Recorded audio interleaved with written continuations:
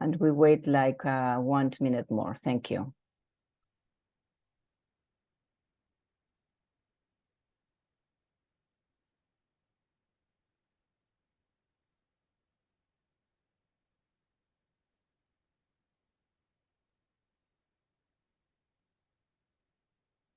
Thank you, Alexandra, sharing in the chat box how we can access the interpretation channel.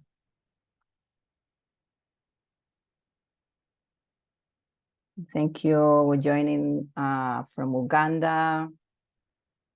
We wait, I think we're expecting many participants today.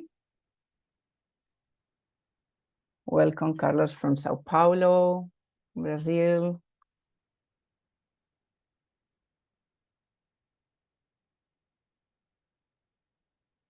We are 36 people.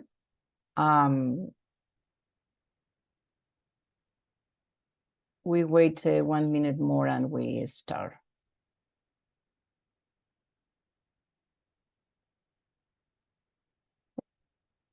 Hi from Mexico. Well, we have for all the continents. Hi, Miriam in Amsterdam, Europe. Ivy, one of the presenters we're going to introduce. From Malaysia, yeah, all the continents are represented here today. And Chile. So while we introduce ourselves, again, good morning, good afternoon, good evening, everybody. There is interpretation channel. Please make sure that you can access the interpretation channel. We will have some intervention in Spanish, and this session is going to be recorded. Welcome to the Gender Learning Program, to the Gender Integrated Landscape Management and Restoration Initiative. This is the course 2 of the Gender Learning Program. And today we are going to focus on integrated landscape management. This training, this event is organized by the Food and Agricultural Commodity Systems community in coordination with the FOLUR Impact Program, the Food Systems Land Use and Restoration Impact Program. And please, if you haven't done it already, introduce yourself in the chat box with your name, your organization, and where are you joining us. This session is recorded. My name is Sandra Andraca. I'm going to be your co-facilitator together with my colleague Patricia, I'll say like in the Spanish mode, Patricia Patti Christensen, the Gender Senior Advisor of the World Bank, and it will be together for 90 minutes.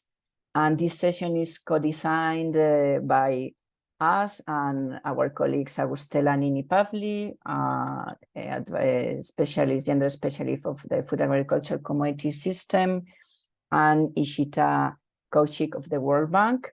And we are here together with my colleagues of the FACS community, Alexandra Ataya and Philippe Fleury. So we have a very tight agenda that we hope that you enjoy. Now we have this introduction. Then Estela, our colleague, is going to introduce the Gender Resource Guide for the first time. It was launched in Africa last month.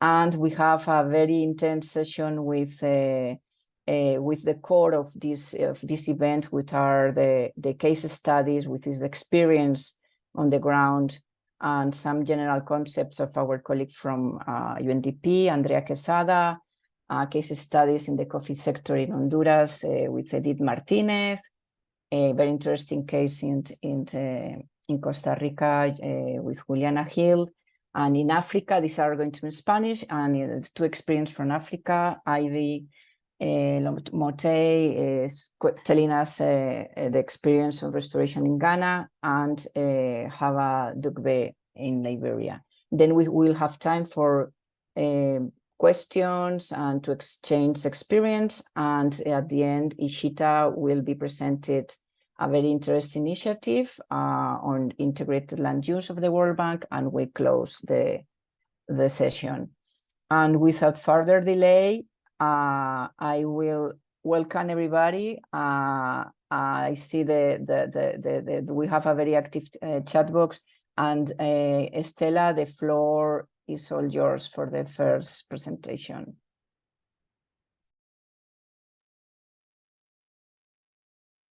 Hi, hello everyone. Thank you, Sandra. It's a great pleasure to present today this recently published resource guide on gender equality for FOLUR, which has been developed as the result of collaboration between different members of FOLUR Gender Working Group. And I would like to thank especially Patty, Sandra, Pascal, and Maurizio for their valuable contribution in the process of developing this resource guide.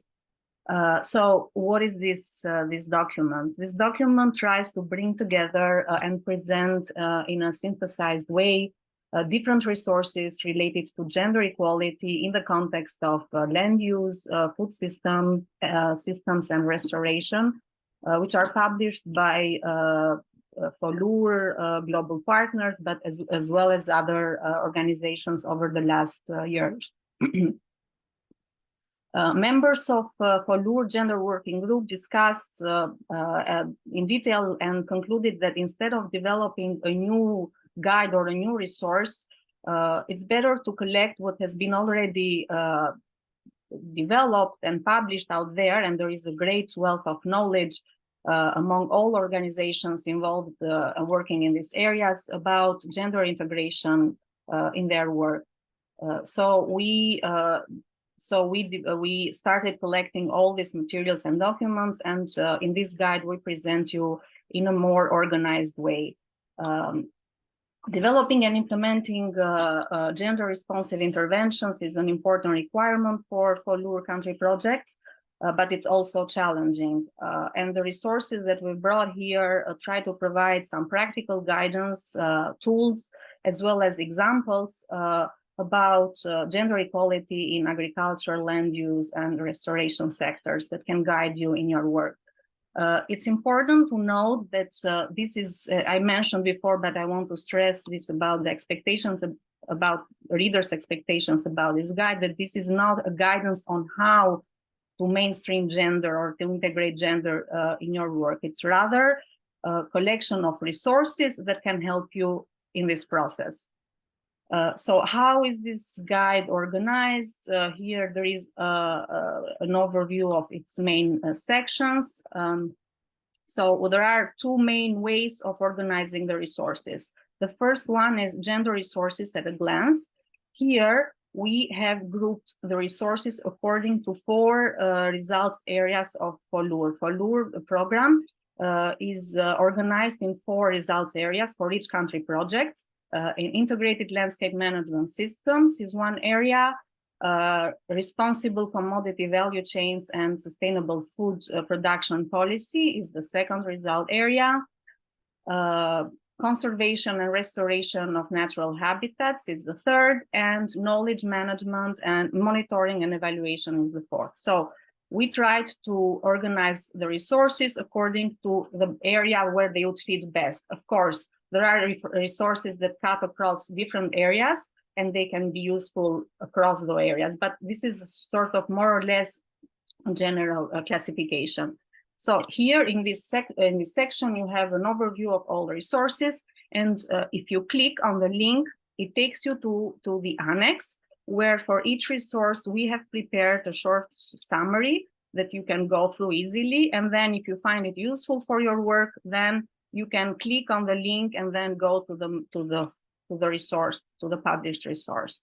And then here back to gender resources at a glance, you go back to the list of resources. So this is the first straightforward way to access resources.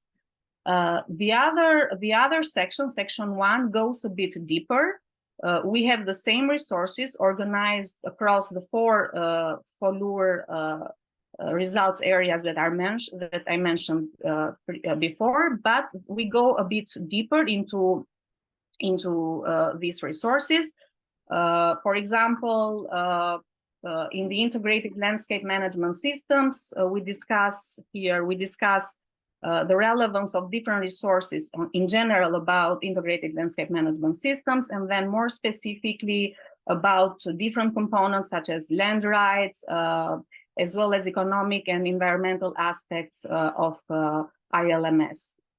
And then this is what we do with all 4 areas. You go through. I'm going quickly because we don't have time to go in more details. And then in section 2, we talk about some essential processes for gender mainstreaming and essential standards related to women's rights in the context of agriculture. Again, this is not a guidance, but here is just a snapshot of key concepts that could guide you in your work, starting with key concepts of gender mainstreaming. This was actually the topic, these issues, we discussed these issues in the first course of the learning program back in June. Those of you who participated may recall that they were part of that training course. And then we talk about gender equality standards.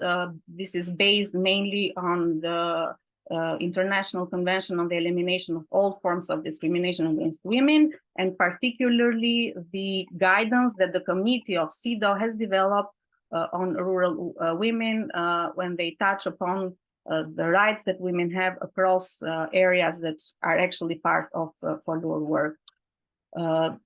This is a work in progress, the development of this guide, in the sense that this is the first edition, and in the following years will be updated with new resources.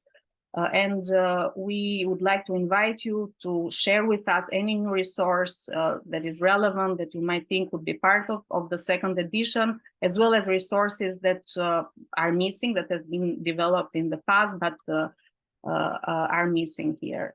So thank you very much. I hope that this guide will be useful for your work, and please let us know any comments you might have or any questions here, or maybe later through the FOLUR Gender Working Group forums when we are available to answer all your questions.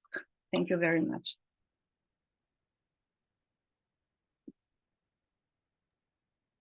Thank you very much, Stella. I don't see any question right now in the chat box. I don't see any hands either. So please keep, if you want to ask something, please use the chat box, and I will give you, Patty, please, the floor to moderate the next session.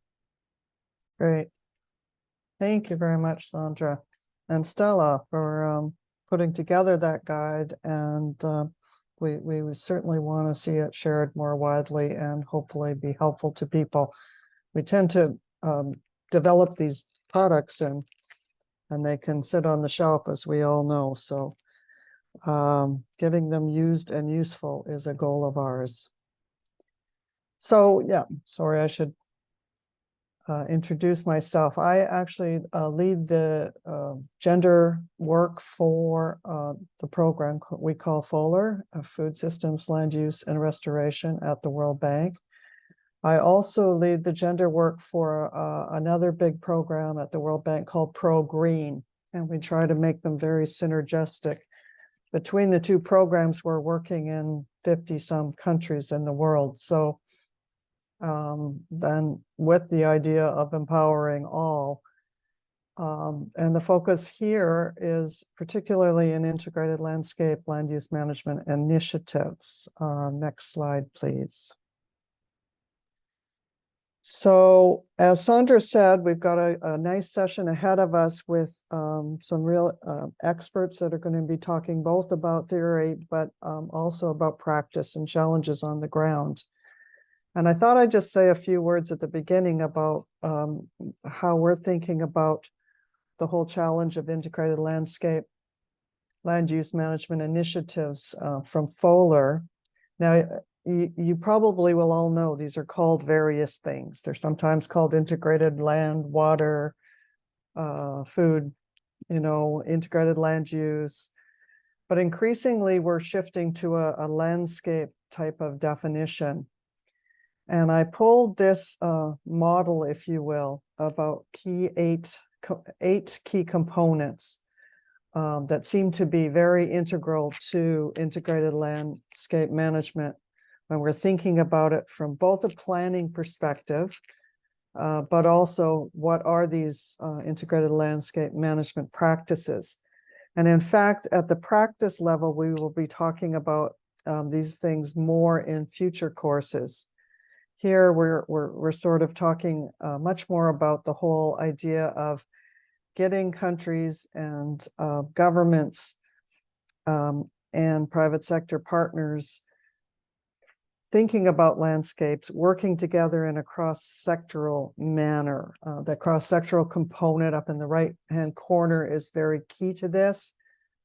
Following down to the bottom left, the idea of boundary setting. What are the boundaries of any project or program? Because these often can not be district or province specific. If you're in a landscape, they can even be cross-national borders or crossing national borders. For FOLUR, we have a program in Uganda and in Kenya on the slopes of Mount Elgon. And the teams are working together to share and help each other. And as you can appreciate, they are in quite different circumstances in the sense of the governments are different. So this is where some of these components, if you will, or concepts, principles come in so importantly. Having an environmental focus, not forgetting the economics, the livelihood aspect, the incentives, thinking about land rights and tenure is absolutely critical. We're more and more making financing strategies and bringing in private sector, working with public sector, and things like blended finance models. These are all critical. And within these areas, I think the question for us, from the gender perspective, is where are the key opportunities for inserting gender transformative actions and activities into our projects? So we're trying from FOLUR to pull out some of the specific actions that these projects can take and highlight them and share them. And that's the idea of, as we move forward, making sure we're hearing the voices from the project teams and sharing them. Next slide, please. So basically, when I look at the 27 country projects of FOLUR, I see that there are very many ways that they are attempting to thoughtfully engage all the right people to be inclusive. So not just participatory approaches, but inclusive participatory approaches. For example, FAO has developed a participatory informed landscape approach, PILA, which I encourage people to check out with FAO. And they will be, they are shaping how the country projects in Nigeria, Nicaragua, and Kenya are going forward. Indonesia has an interesting challenge. Our project there has very many diverse sites. So they are working at different levels of subnational up to national. Again, very participatory, very inclusive approach, making sure that the women are included particularly, but not just women, anyone that sort of has traditionally been less empowered. Papua New Guinea is again working at these different levels on integrated landscape management plans. So that will be an interesting case to follow. In Burundi and Cote d'Ivoire, we're seeing more commodity value chain focused integrated landscape management planning. And in Ghana, you will hear a little bit more about what they are doing soon. A very interesting community resource management approach, and how are women and others being empowered within that is very interesting. Ethiopia and China are also, and Guatemala, they're focusing on watershed as the landscape and planning for that. Next slide, please. So the key question actually for me is, can we get beyond engagement, and how do we do that? So for example, we know the whole issue of land rights and tenure security is absolutely critical for women and others. They're so central to land use planning and the adoption of improved practice. And it's not necessarily that these projects have to do, land registration, et cetera, themselves. But what we're seeing in some of the FOLUR projects is they're linking to existing projects that are doing that. They're working on land certificates in Ethiopia and Burundi, for example, that put both spouses' signatures on the land certificates, and women can have the name on their certificate. And I think the other thing we're seeing is some projects are now starting to really think about using new technologies and innovative communication efforts, if you will, to increase the rights awareness, the awareness of women and the rights they do have. Policies have been changing. The idea is how do we see them implemented more powerfully, and how can these projects help do that? Reducing registration costs, for example, strengthening conflict resolution mechanisms. So again, we want to see these innovative approaches, pull them together, inspire others that we can be doing this and should be doing this within these projects. Next slide, please. So one of my observations is that these projects, all of them at their core, are about empowering people, all kinds of people, both in better practices individually, but particularly in collective action to conserve and use natural resources more sustainably. But the question is, are we actually empowering people? How are we empowering people? Can we measure it? And the answer is absolutely, and we're not yet very well. But not only can we measure how women are being empowered, for example, we can value this empowerment and we can sell it on markets. There's new markets developing, like carbon markets. Companies and governments want to show how they are the social benefits to the work they are supporting. So this still represents a big opportunity. Next slide. And just to give you one example, there is a method out there called the Women's Empowerment Standard. It's a certification internationally recognized that works with project teams to identify what are those empowering activities that can be undertaken. How can we measure the indicators to measure the various components of empowerment? And how can we value and sell them to project developers, private companies, governments, this new market that's developing? And most importantly, ensure that significant proportion of the payments are returned equitably to those doing all the hard work on the ground.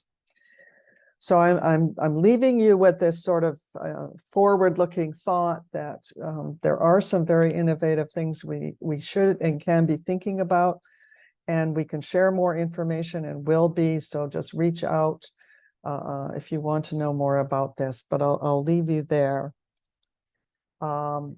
So thanks again for all your time and attention. I'm very inspired by all the different countries that are showing up on these our sessions, and I want to move now to some of our real experts. And the first one what we have is Andrea Quesada. I hope I'm saying that right, Andrea. Andrea is a gender sustainable development environment specialist with the gender cluster of UNDP in Latin America and the Caribbean. And I will let her tell you a little bit more about herself if she wants, and she's got a lot of experience and is going to help us walk us through some of the real concepts that we need to be thinking about, and then we will move on to the case studies. Thank you, Andrea. Thank you so much, Patricia, and thank you so much again to the FOLUR project for inviting us to be here. It is a great morning to share why gender is important in integrated landscape management and restoration initiatives. As Patricia said, my name is Andrea Quesada Aguilar, or Andrea Quesada, for those English-speaking colleagues. I am based in the regional center in Panama of UNDP. And I work in the gender team as a gender and environment specialist. So very happy to be here. And we're just going to jump into it. You know, Patricia has just made this important case, as we saw, that gender is at the heart of any landscape management and restoration initiative. And it does have a key function. And we need to think it as such, because that is the cornerstone upon which we build and design these gender transformative policies and projects for the sector. And it is something that, and hopefully after my presentation, you will be able to find the hidden gender that sometimes is in your projects that we usually do not find that easily. And that with the guide that Stella presented today, the idea is for you to have the right tools to do so. So moving forward, yeah, next one. As I was saying, maybe I can share the presentation if it's possible. It might go quicker. Sure thing. Let me unshare my screen and then you can proceed. Thank you. I appreciate it, but we have little time, and sometimes when you speak, you start moving things. So as I was saying, usually when we are in environmental sectors or environmental related sectors or agriculture related sectors, the first question that always comes to mind is, why is gender equality important within these topics? And very quickly, there are kind of the three main reasons why you really need to start promoting gender equality and women's empowerment, and in a creative way, as Patricia said, of course. And the first one is because there are these differences, right? We work on landscapes, and I always say that we need to find the social landscape, not only the environmental landscape, and I'll explain that in a couple of slides. But in these social landscapes, we know that there are these gaps, these differences, these inequalities. Excuse me. I apologize. There we go. So when we have these social landscapes that have these differences, gaps, and inequalities, it is absolutely key to be able to identify them and address them. Because then, if you do not do that, the outcome can be very difficult, can be very challenging for the project, and you will not get the results that your project is expecting. Then the other reason, of course, is it's to have a gender approach, or a human rights approach, of course, is to ensure that the restrictions to the rights are not perpetrated and opportunities are generated, and particularly women's livelihoods are improved. But you might be asking, why are we focusing on women? Well, we do have a depth with women. You know, they are usually experiencing greater inequalities, and we call these gender inequalities. And this battery of inequality places women in a situation of sometimes vulnerability even. However, we do not have to forget that women are also very powerful agents of change within these sectors and important key stakeholders that we need to, of course, generate opportunities for them and guarantee, again, that their livelihoods, their well-being are constantly improved. So in the end, with these arguments that I've just presented, you will be able to design more effective, efficient, and sustainable in the long term projects. And at the end, that's what we all want. But to do so, you need to start understanding the main links between gender and landscape restoration and the main links for your project. And I'm just going to bring you a cheat sheet of some of these relationships that women have and men have with biodiversity, and some of these links that are absolutely key to take into account when we're designing or implementing projects or initiatives. The first one would be, of course, that the dependence on the resources is different. So they receive different benefits, they obtain different products, they interact with different species and ecosystems. And however, what we're seeing, though, is that women are often excluded. They're not recognized as these key stakeholders or key actors. They tend to be excluded sometimes from technical sectors or jobs. Their involvement is going to be, if they are involved, their involvement is going to be completely different. And we're missing on a key part of the story, of course. And when you're designing or implementing a project, we need as many voices and as many people as possible. Why? Because they have different knowledge, access, and control of resources.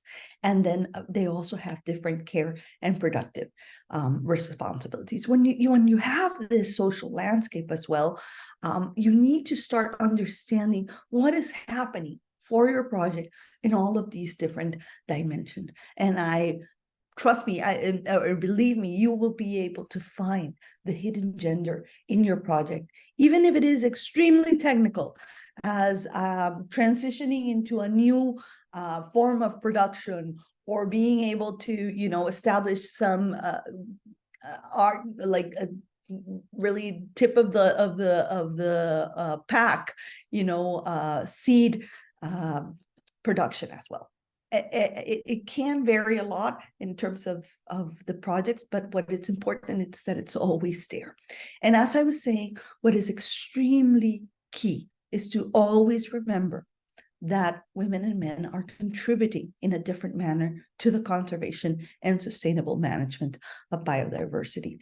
Their environmental stewardship is different. And we need to take that into account, because we need all hands on board to be able to move forward with our environmental goals. So as I was saying, we in the environmental world are fantastic at measuring, monitoring, and we usually are great at knowing the number and abundance of species, the ecological role of these species, the types of ecosystems, the ecosystem services that they provide, the risks and threats to biodiversity, the priority conservation measures. But we should be doing the same with this social landscape. If we are identifying the number and abundance of species, we should also be identifying the social diversity in the major social groups that are present in the communities we are working in. If we are looking at the ecological role of species, we need to be able to also document the role, uses, and knowledge of the natural resources in a gender differentiated manner. The types of ecosystem, well, it's the same thing of documenting socioeconomic characteristics of these social groups. And ecosystem services, well, all of these social and gender relationships that are going to determine how people in the communities are interacting with each other. And risks and threats, well, inequalities and vulnerabilities differentiated by gender. And priority conservation measures, it's being able to recognize these, the environmental stewardship of both women and men. So I invite you to start thinking of the social landscape in your projects, because it is a key element, again, to the success of your projects. And the social landscape has different dimensions that we always need to also remember. And you have roles and responsibilities, you have knowledge, you have needs and priorities that are different for women and men in all their diversity. Of course, you have rights and access issues, you have different decision-making power incidents, you have risk and vulnerabilities, and you have gender differentiated gender differences and inequalities. So again, this social landscape, when you start understanding it, you can go deeper and start understanding again, what from this social landscape, which are the elements that are going to be key to the success of your project. because many times we're designing these projects and we're not thinking of some of these inequalities that are prevalent in the sectors that we usually work on and that are going to have these great impacts. And I will not go in detail on all of these, but the most important thing is that because some of these environmental sectors are highly technical, we do have an invisible population, and that is women. And they're not recognized as these environmental stewards. Their contributions are not recognized or valued, and that creates a snowball effect where you start seeing that they then don't have the access to and control over natural resources. Their biodiversity values are overlooked.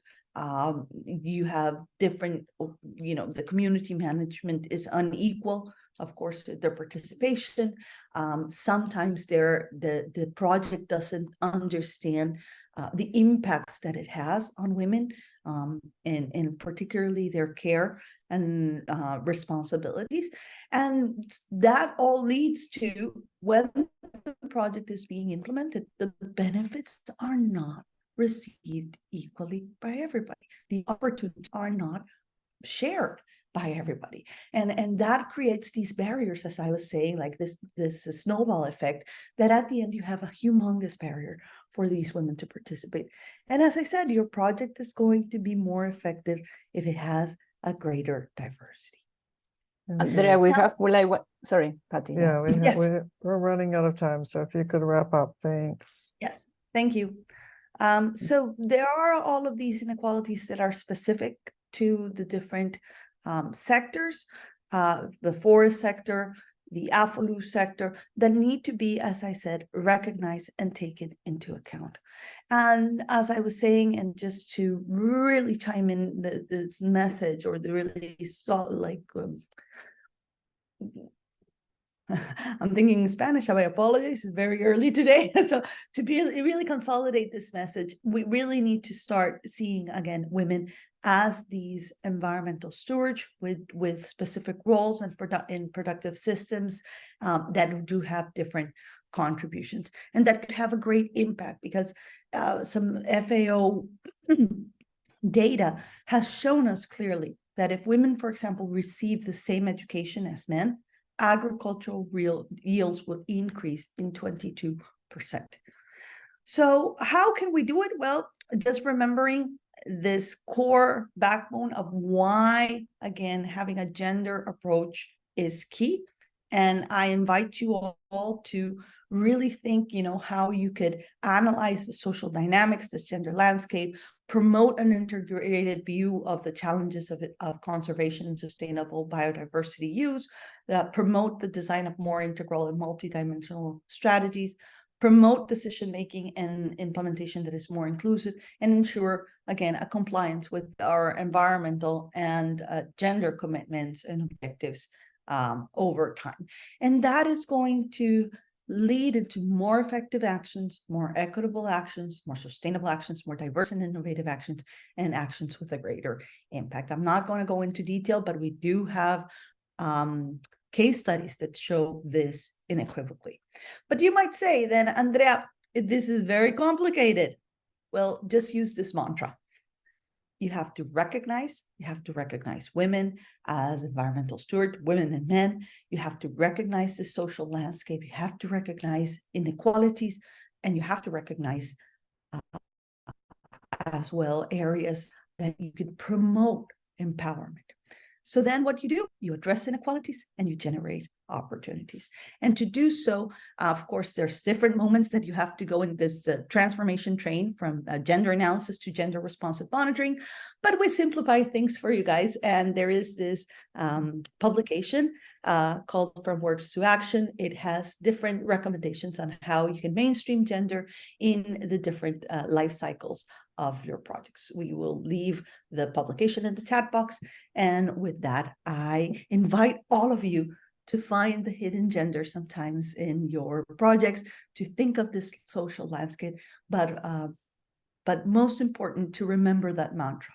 We recognize, we address inequalities, and we generate opportunities. Thank you so much. Oh, thank you, Andrea. That was very inspiring. And as we're seeing in the chat box, people are loving all the information and the presentations. And yes, you will have access to the presentations and the video recording afterwards. So kind of apologize for speeding up the great presentations that have so much information. But it will be accessible to you. And please note, we're keeping the questions for a discussion session at the end, okay? So keep putting your questions into the chat box, and we'll try to have a discussion at the end. And that's another reason we're kind of rushing a bit, sorry. So we're going to turn to our first case study in Honduras with Edith Martinez, who's the gender officer at UNDP there. And Edith, are you there? Can we turn it over to you? And thank you so much for being here.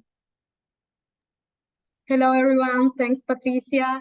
So I'm going to do my presentation in English, so you can change the interpretation channel to English. So, hola a todos y todas. Un gusto poder compartir con ustedes esta sesión del día de hoy, comentar un poco la experiencia que hemos tenido desde el PNUD de Honduras. Y bueno, parte también de esto me presento. Yo trabajo como oficial de género en la oficina país del PNUD en Honduras, y también parte de este proceso y de este acompañamiento va enmarcado a nuestra estrategia de igualdad de género que tenemos en la oficina. Entonces, la experiencia del día de hoy es más que todo una hoja de ruta que viene construida, y aquí tuvimos el maravilloso apoyo también del centro regional por nuestra maravillosa colega Andrea Quesada. Next, please. Y esta hoja de ruta viene marcada por, primero, un contexto de dónde viene, ¿no? Este es un mapa de Honduras. Estamos ubicados en Centroamérica y colindamos con 3 países: Guatemala, El Salvador y Nicaragua. En la parte de occidente tenemos Santa Rosa de Copán, también hay otras localidades como Marcala, que son zonas donde estuvimos presentes hace un par de meses, construyendo y sobre todo también conociendo cuáles son esas necesidades de las mujeres rurales, pero sobre todo de las mujeres que están organizadas en el sector café.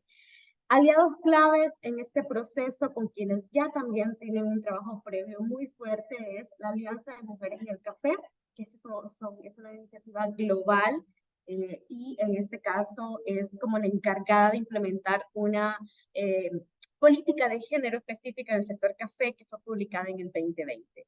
Otro aliado clave es Solidaridad, que ha sido también un punto muy importante para apoyar esta iniciativa. Y por supuesto, si hablamos de café en un país donde hemos estado dentro de los 10 mayores exportadores en el mundo, significa trabajar con la institucionalidad cafetalera para generar estas transformaciones que necesitan que estos actores estén también en la mesa, ¿no?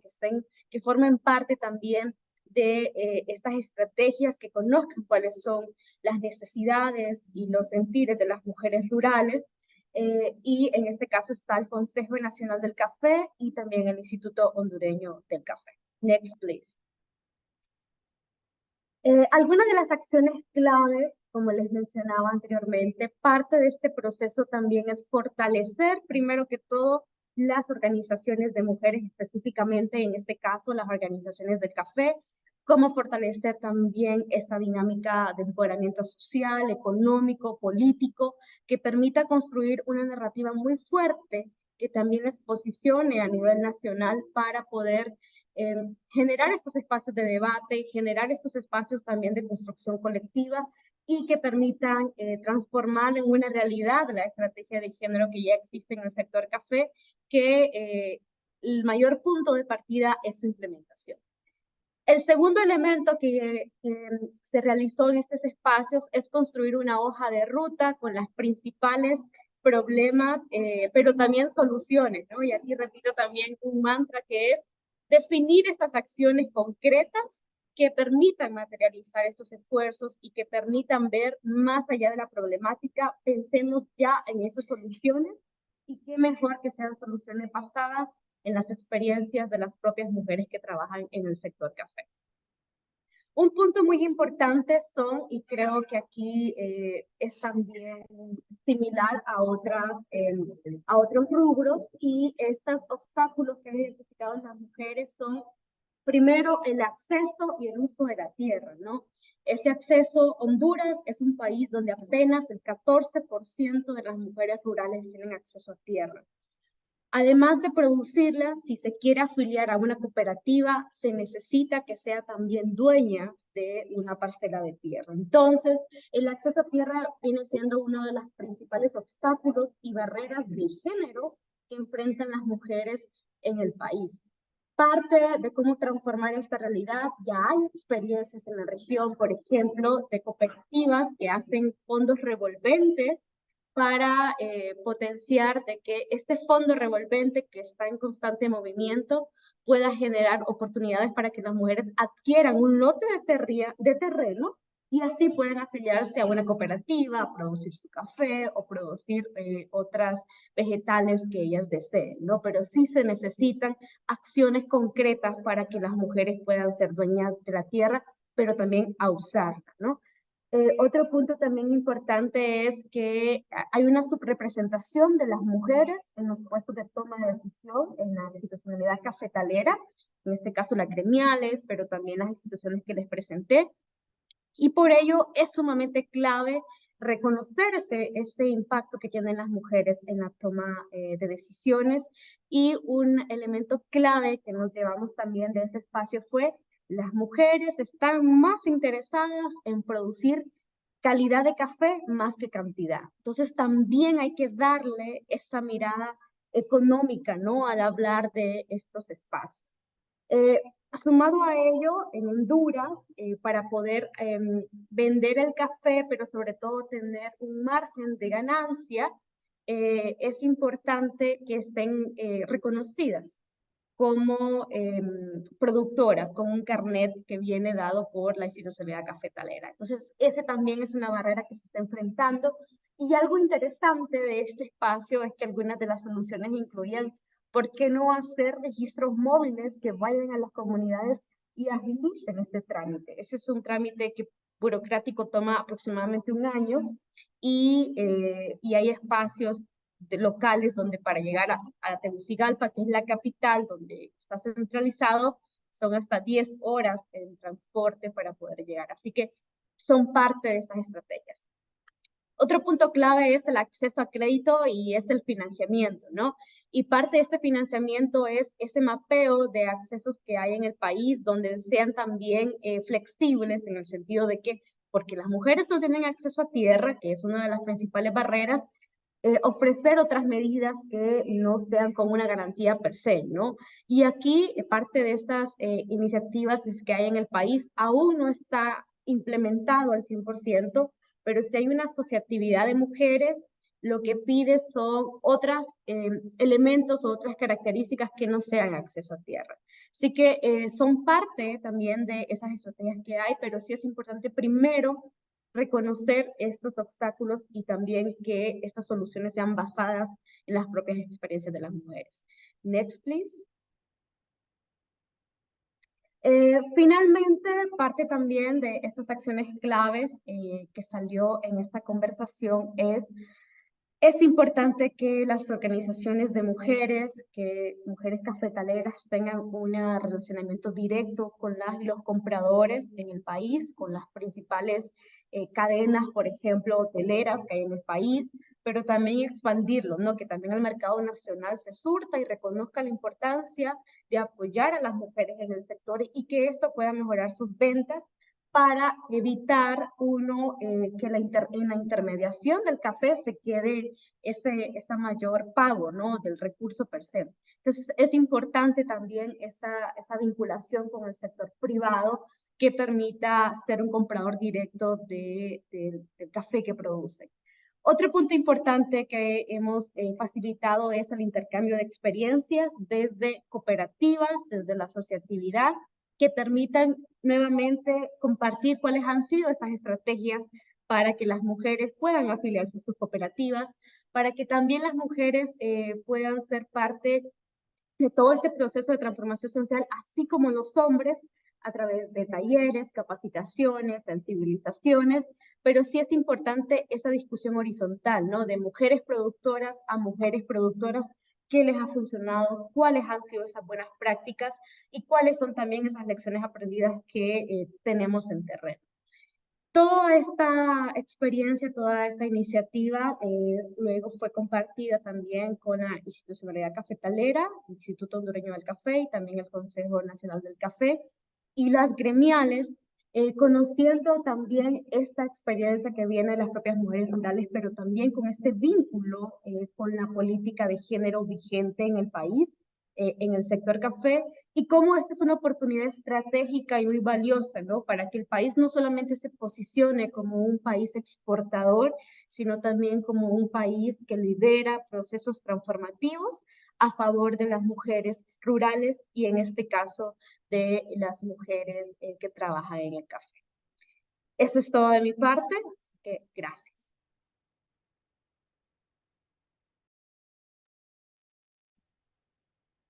That's great. Thank you so much, Edith. So what strikes me always is how similar some of these constraints are across very, very diverse countries and commodity value chains. And also, I think your case is fascinating. It shows that working on collective challenges, the women's organizations, and developing these roadmaps, linking them directly to buyers, the private sector, is very powerful. And yet you still have an individual land rights challenge. So you've got both collective action and individual challenges. And I'm sure that resonates with many places. So your experiences and how you're dealing with this is really interesting. So thank you for sharing that. Okay, again, keep your questions, put them in the chat box. And we're going to now hear from a case from Costa Rica. So I'd like to ask Juliana Hill to take over. She's the Gender and Stakeholder Officer for UNDP. And she'll tell you about her project. Thank you, Juliana. Muchas gracias, muy buenos días. Bueno, mi nombre es Juliana Gil y coordino el Plan de Acción de Género del proyecto Conectando Comunidades y Ecosistemas de la Cuenca Binacional del Río Zigzagala compartida por Costa Rica y Panamá. Quiero agradecer a FOLUR por esta invitación que nos permite compartir y visibilizar un poco el trabajo, el valor del trabajo de las mujeres en la cuenca. Adelante. Este proyecto tiene como objetivo crear condiciones a largo plazo para una mejor gobernanza en la gestión integrada del recurso hídrico de la cuenca. Este es un mapa de la cuenca. Trabajamos 4 componentes en donde la integración de la perspectiva de género tiene tanto indicadores como presupuesto, y eso es muy importante para habilitar condiciones hacia la igualdad de género en la cuenca. De esos 4 componentes voy a compartir rápidamente las intervenciones piloto o lo que llamamos vitrinas demostrativas, particularmente el piloto 3 sobre producción sostenible y la mejora en el paisaje. Adelante, por favor. Bueno, inicialmente recordar que para tomar decisiones sobre las acciones a realizar de manera más acertada, pues en este caso realizamos un estudio sobre la participación activa de las mujeres en la gestión integrada de recurso hídrico en la cuenca. Este estudio, además de ser el primer documento que revela brechas y problemas de género en la cuenca, fue nuestra guía para transversalizar la perspectiva de género. En ese sentido, realizamos entonces primero una identificación de las principales problemáticas de las mujeres asociadas a lo ambiental, a lo productivo y a lo social. Y esto nos sirvió para identificar brechas y concentrarnos en aquellas brechas en donde era posible, como decimos, mover la aguja, ¿verdad? Y así generar herramientas de gestión de suelo y de paisajes adecuadas para atender esas brechas priorizadas. Porque hay muchas brechas, ¿verdad?, que encontramos, pero es necesario saber hasta dónde llega la capacidad de acción y dónde podemos concentrarnos. Inicialmente, inicialmente compartir dos acciones afirmativas que siempre son muy sencillas y fundamentales para una primaria incorporación de la perspectiva de género. Uno, logramos al menos un 50% de participación activa de las mujeres en los pilotos demostrativos. Como ustedes pueden ver en los datos, son mucho más que ese 50%. Luego, generar datos desagregados por sexo que nos permitan continuar identificando brechas y problemas, así como poder reportar los avances en las unidades productivas respecto de sexo. Y si bien, como pueden notar en estos datos, tenemos una alta participación de mujeres en la gestión de la tierra expresada en hectáreas, estamos trabajando en lograr una mayor claridad sobre la tenencia de la tierra, que es un tema que se repite bastante en las brechas, porque gestión no es lo mismo que titularidad, ¿verdad? Y esto porque nos encontramos en un espacio transfronterizo con vulnerabilidades generales sobre la titularidad de la tierra, tanto para hombres como para mujeres, pero que además persiste un modelo de enclave económico bananero y eso de alguna manera se relaciona con las desigualdades históricas sobre la tenencia de la tierra que afecta más visiblemente o más concretamente a las mujeres. Adelante.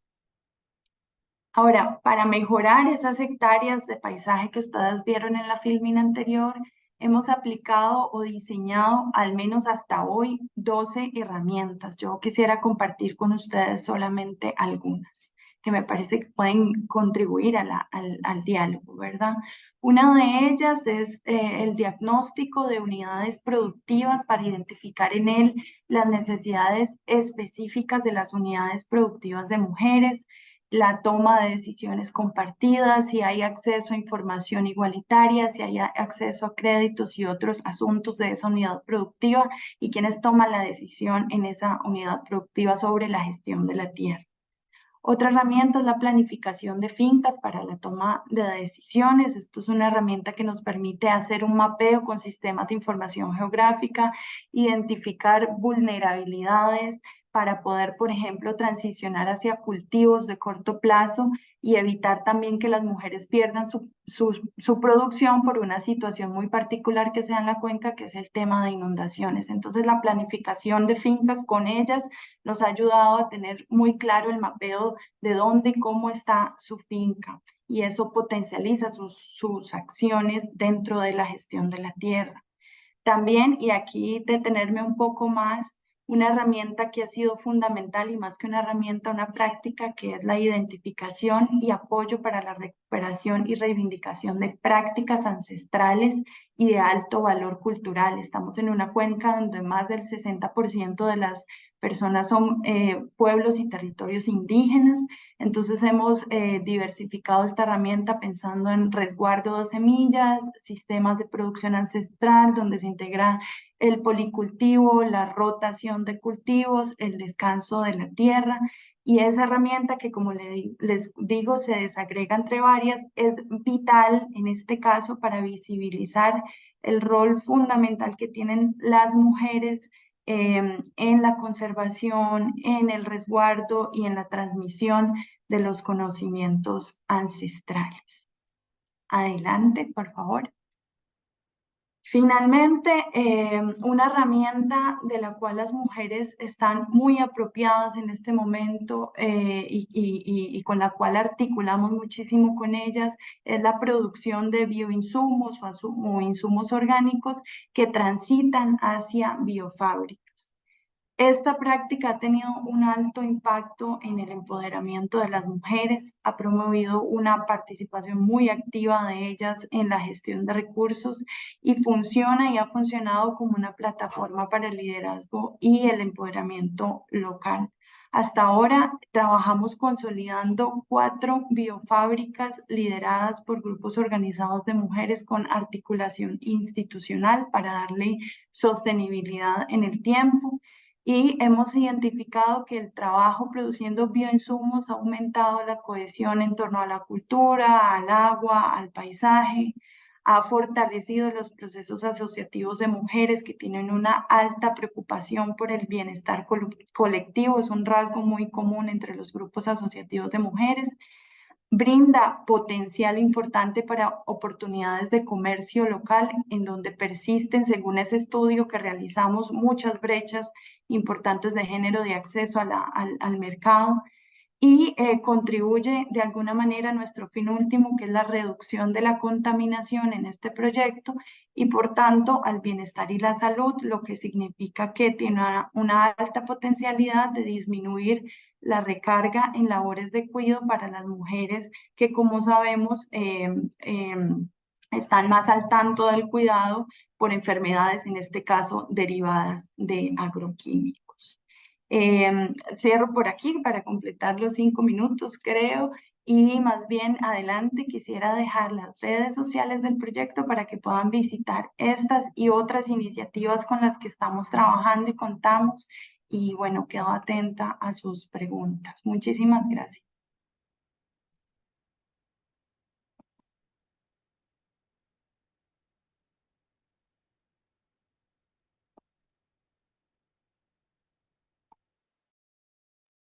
Patty, we can hear Sorry, you. I was muted.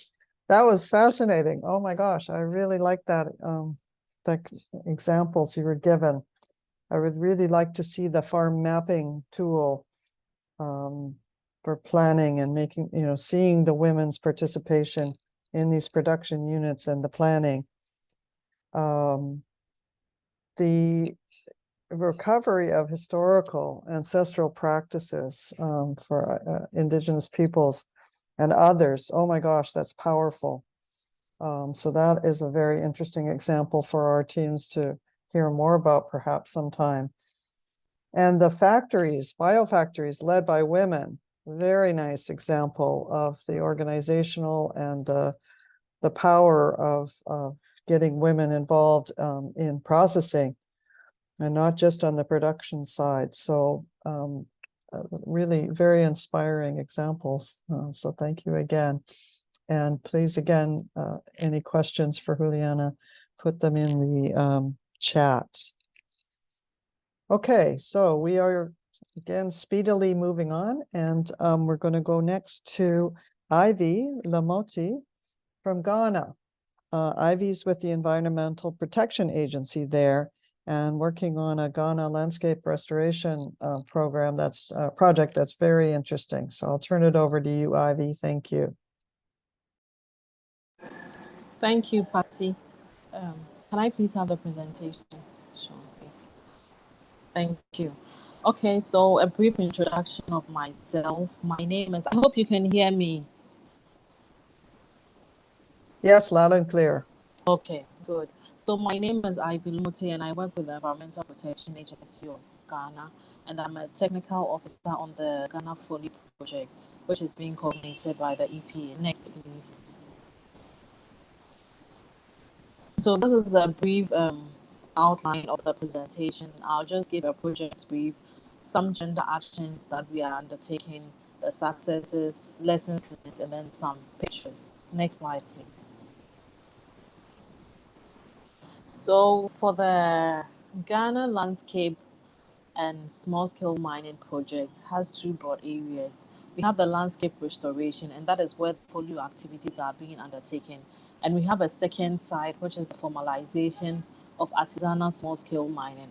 And this project is quite bigger than just the JEP supported, because we're able to leverage on additional resources, which is an IDA loan from the World Bank, and then also some pro-green trust funds. It's multi-sectorial. It's not just one agency. We have the forestries, we have the wildlife, we have the agric, we have the cocoa sector, and all these sectors are working together. So you need one agency to be able to coordinate them, to make sure that things are done properly and coordinated in a better way. And that is the role that EPA is providing in this FOLUR project. For the FOLUR activities, we are looking at promotion of sustainable land management practices in the agricultural landscape. So it could be riparian activities, soil fertility management, agroforestry. We are also looking at the CREMA, the community resource management areas, and wildlife protected area management. We are doing some sustainable forest management activities. we are also looking at rehabilitation of cocoa farms, that is overaged cocoa farms. Next slide, please. For the gender actions that we, under the FOLUR project, we've earmarked to do, it's, as I indicated, we are doing, I think in the introduction, Patty mentioned, for Ghana, we are using the community resource management areas, and it's mainly a participatory tool. But the interesting thing is that it's not just dealing with one set of land users, maybe agric or wildlife or forestry. It brings all these different types of land users together. And the people sit, you have the crop farmers, you have the cocoa farmers, you have the livestock, you have the forest users, you have the, protected in the wildlife protected areas, you have the migratory route for the wildlife animals. So we bring all these people together, all these users together, to be able to plan on how they want to protect their natural resources by developing management plans, and it goes through a whole lot of process. But I'll just narrow it down here. Subsequently, we can go into details about the whole PRIMA process. And then, as part of the FOLUR project, we are supposed to target not less than 40% of the project beneficiaries, and these are beneficiaries that will get direct support to empower them economically to protect their natural resources, being women and that of the youth. We're also looking at additional livelihood interventions such as beekeeping and processing facilities. And it's interesting to know that when one activity, that is the livelihood activity, which is beekeeping, is not just tied to the livelihood of the people, but the project is some of the lessons that we learned, that when you link the livelihoods to the protection of their natural resources, they are able to buy into the concept. And beekeeping is such that they put the beehives in areas that have trees to be able to attract the bees. And once they link their livelihood to that beehive there, they make sure that they protect it. And so they don't cut the trees, they make sure no bush burning takes place. So as they are getting their livelihood from it, they are also protecting the environment. And we also provide processing facilities for the women. It could be share, it could be oil palm, and other processing facilities.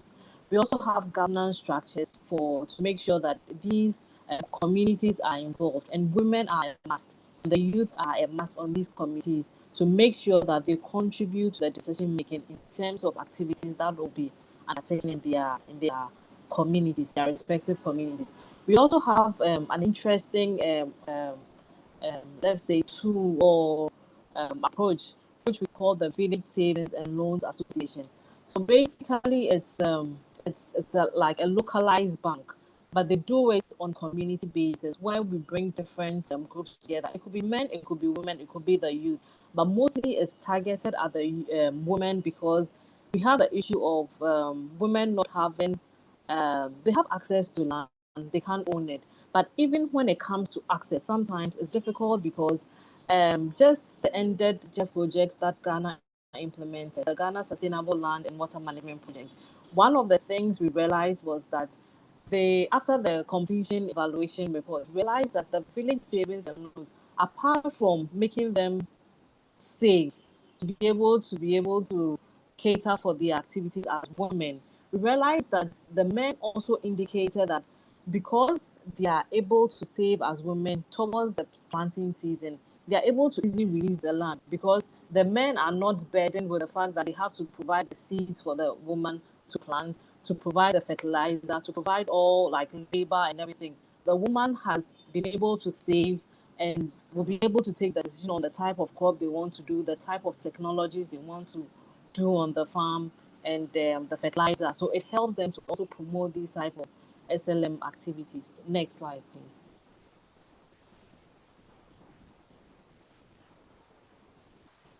For the successes so far, the project hasn't been implemented for so long. We started last year, March 2022. So far, we've been able to constitute all the community decision-making structures, about 250 of them. As I indicated, the women are part, the youth are part.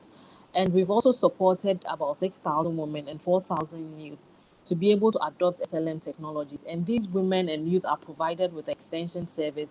they are provided with farm inputs to be able to adopt these technologies. And we've also identified some 200 women and youth to benefit from livelihood activities, which is earmarked for 2024. Next slide, please. Some of the lessons learned, and as I indicated, these are challenges that we experienced in the previous project. So in developing the FOLUR project, these are things that we have learned, and we try to make sure, design the project that it revolves around these lessons learned, so that we make a better impact from what we previously implemented. And I think the first one is that it is important to understand the culture of the community, because each community is different. And so you cannot just wake up and just enter a community and start preaching gender. You need to understand the dynamics of it to be able to approach them. In some communities, you go and the women and men can really mingle and discuss issues. In some communities, to be able to get issues from the women, you need to separate them. So these are things that has informed our FOLUR projects. The second thing is the financially empower the women to be able to make decisions on their own. And as I explained earlier in some of the gender actions, the village savings and loans is one of the entry points that we use, that you empower them financially. You empower them financially. They are able to make some decisions on their own. They don't need to depend on their men to be able to make certain decisions. And it includes the alternative livelihoods, because once they do it, they earn some income and they are able to make these decisions on their own. And then also from the previous project, we realized that it is important to tackle the whole value chain. And it's not just about production, it's not just about processing, but also the market access. And this is something that we have incorporated into the FOLUR project to make sure that after you teach them the practices to be able to increase their production, after you provide them with the processing facilities, how do they market it? It is important. And that is something that we've also incorporated in this FOLUR project. And the need to build trust with the communities, it is important. Otherwise, whatever you say, they will not take it. And then the last one is understanding the gender dynamics is also critical, because it helps you to design appropriate technologies for each community or each group. Next slide, please.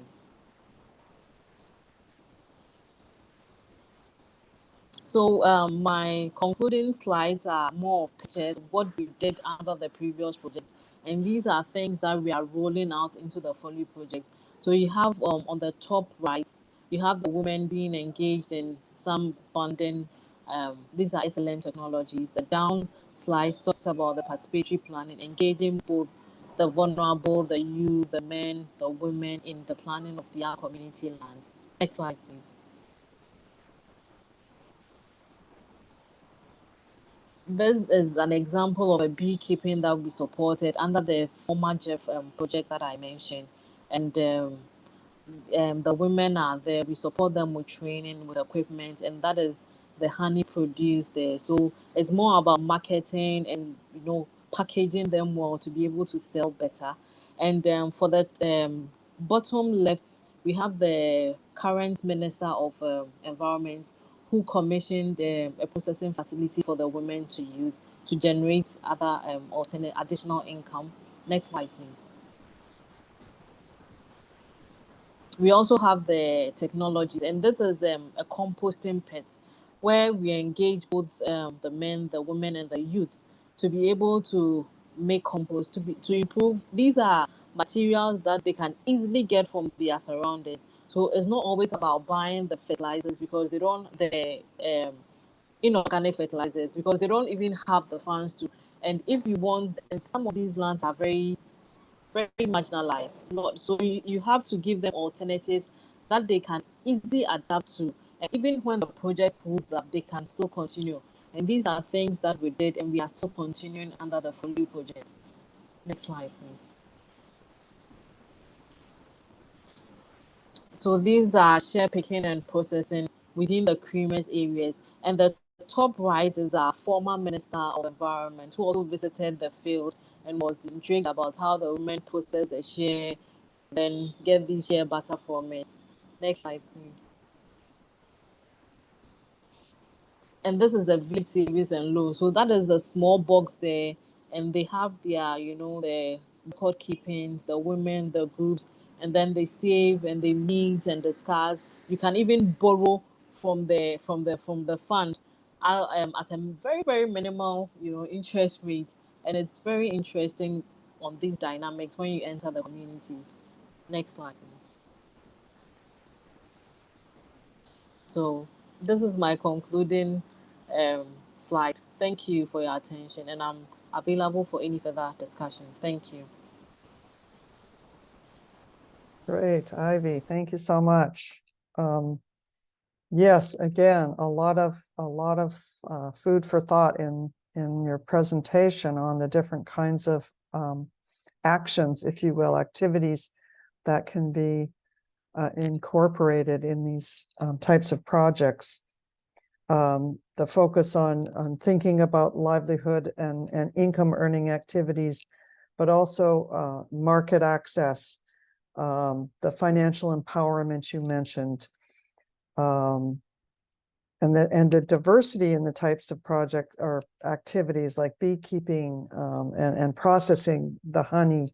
The cassava processing is complementary. Shea as a great opportunity for women in particular.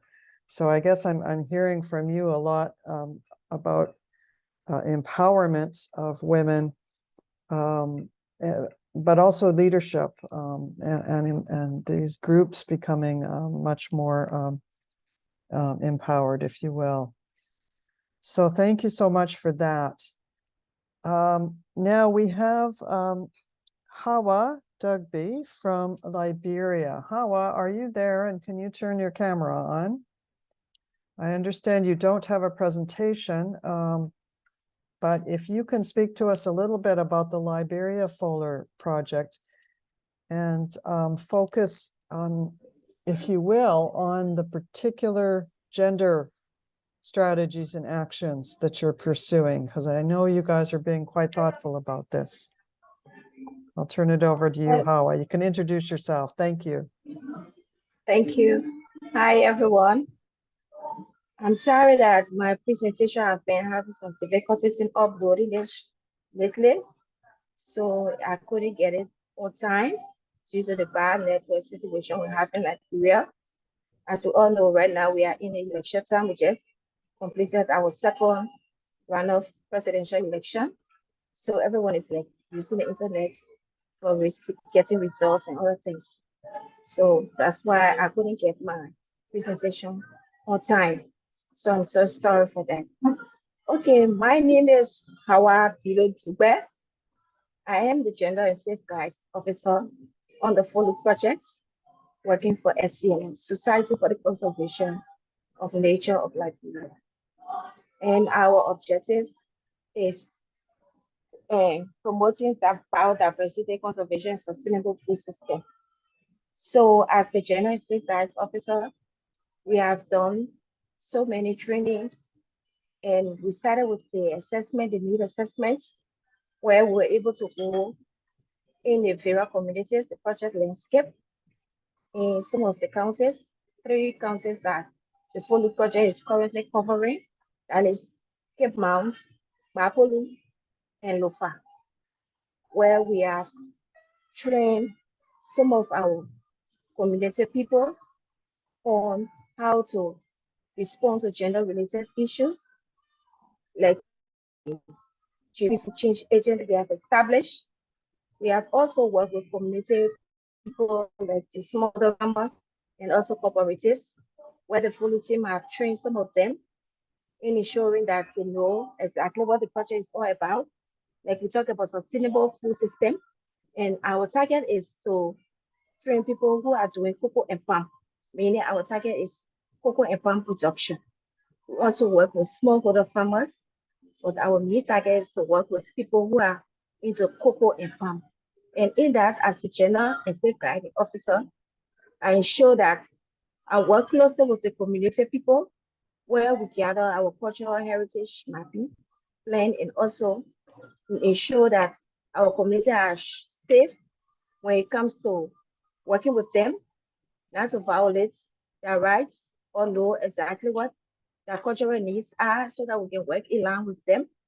And also, we are working to ensure that gender issues are reached out to all our project communities, working with vulnerable groups, women, boys and girls, elderly, and the community at large. So I will shortly find out my presentation, and then I will be able to share some experience that we have had over the time since the project started on the FOLUR team in Liberia. Thank you. Great. Thank you, Hawa. And for you and for everyone, we will be having a next module in early December 6th, I believe. We're going to be focusing a little more on restoration activities in that one. And then in January or February, we will have sessions that focus on value chains. So I hope you continue to share your experiences with us and specific actions and strategies, because I think when people from other projects hear these specific activities, you know, it really helps them think, oh, you know, that would be really good in my project and we could think about doing this. So the training, the work with youths you highlighted, absolutely critical. We were seeing that in Brazil also when we were there for FOLUR. Yeah, so I think now I would encourage anyone that wants to ask a question of any of our speakers. And I know there's at least one targeted one right off the bat. It's to Juliana. Juliana, James asks how you recovered the ancestral knowledge on conservation and made it usable. Can you address that question? Thanks.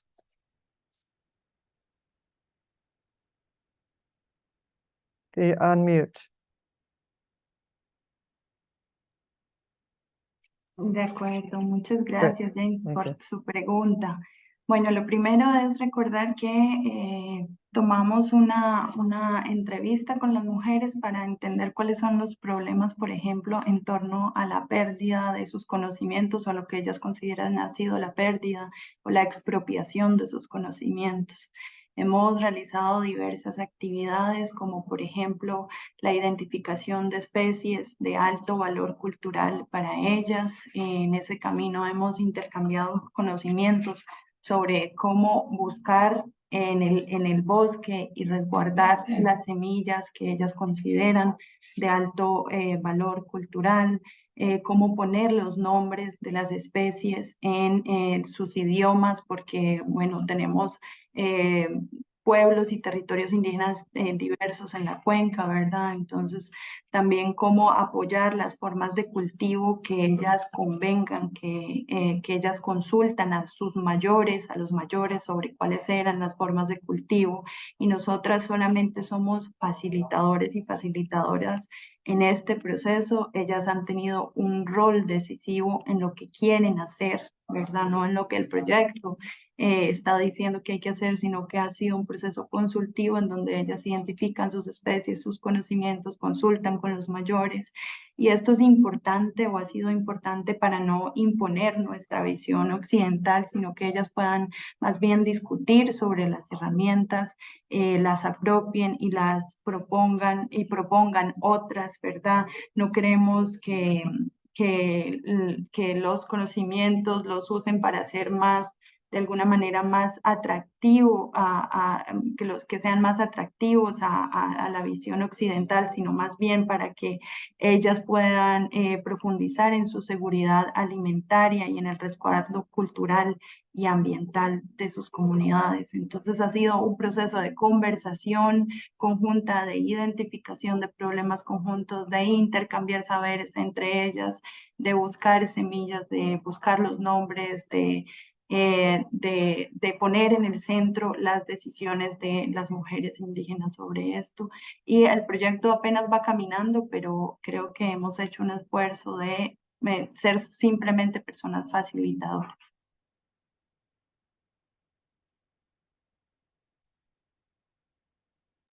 Wonderful. Okay, there was a question from Verona, who's no longer with us, from Jeff, but she was asking about the, can we measure it, and are we measuring it? What data are we gathering and using? And Matthew from ICL, please look at your chat box, because he put in a nice link to an Evidencia event coming up on gender and measurement. So thank you, Matthew, for sharing that. I look forward to that. I don't know if any of our speakers have any other thoughts on the measurement. I will say that, and this also addresses, Catherine Tyndall had a question. How is measuring and then selling empowerment credits going to avoid the same pitfalls that have arisen in carbon and biodiversity crediting schemes? And Catherine, that's just a bang on, really important question. And it's really coming to light now, the greenwashing that firms are doing, that they're buying carbon credits and saying they're doing wonderful things, and not really is the verdict. There's been some real press on that lately. So the question for the Women's Empowerment Standard and how that goes forward is, how do you avoid the pinkwashing risk that firms will say they're doing these wonderful projects empowering women, and sell and buying credits from projects that are empowering women, but are they just doing it for show? Or and I would point to the W plus standard, because they've thought a lot about this. They come from the carbon and the climate change background and forest background. So they've really looked at the carbon markets. They've thought about the measurement issues. So look at the W plus standard for the measurement question too. What are the measures of empowerment? And the CGIAR, ICRAF, and IFPRI and others have done very good work on the measuring women's empowerment also, that I can point you to if you're interested in a measurement question. So is there any other questions that I haven't addressed, Sandra? There is a question from Barbara, but we are running out of time. I will suggest that maybe we can't, if you want to take it, and then we need 1 minute to wrap up. But maybe. Okay, Yeah. I wanted to, I guess, in the wrap up. Because she's asking, yeah, I think she's asking about. I suggest that we can't respond by email. Because we have 2 minutes. Is when do you empower? Is the question is in the chat? When do you empowerment activities? Do you engage with men as well? I don't know if it's a question for some of the panelists. Yes, and I think that's again very, maybe Andrea, you want to touch on that. I think the engaging men is coming out as so critical in these strategies. Thank you, Patricia, and thank you, Barbara, for that question. I think that, in this social landscape that I was mentioning, identifying these relationships that you have between women and men is absolutely essential. And when working, again, with specific empowerment activities and being able to ensure that women are fully and effectively participating in decision-making, for example, which is one of those tricky areas or conflict-prone areas, as you're saying, it is absolutely essential to engagement. And there are different techniques and there are different ways of doing it. I would strongly recommend consulting with a masculinity expert, because, for example, a project in Costa Rica, they actually were ensuring that women were involved in decision making, and they had to have like informal meetings playing foosball with men, for example, in order to ensure that they would accept that women would come into these often male dominated or male only spaces. So I think that it is a matter, and it's a case by case, you need to know your communities very well before intervening. And then the other recommendation that I would suggest is finding a gender champion within the men. And once you have a man that is perhaps a leader in the community and he tries to convince his own peers is going to be much easier. So I think those are two key recommendations. Well, know your more like three. Know your communities very well. Try to engage men, of course, in a creative way, perhaps sometimes, and consult with an expert if needed. And number three, a gender champion within the ranks of men that could support you. Thank you. Well put. Thank you. Okay, Sandra, are we gonna turn over to you to wrap up? Yeah, Oh, we have, sorry. Ishita was gonna speak, but I don't think we have time, but she's put in the chat the link to the resource that we wanted to share with you on the World Bank's Integrated Landscape Management course. It's available to the world. So please go check it out. It's really nice. Yeah, thank you, everybody. And I think that it's been a great session. And what we feel is that we need more sessions like this, and that we need more time to exchange experience. We invite you, and thank you for staying a couple of minutes more. So my colleague Philip is sharing the information. If you kindly could fill a survey monkey, it's very useful for the community of practice.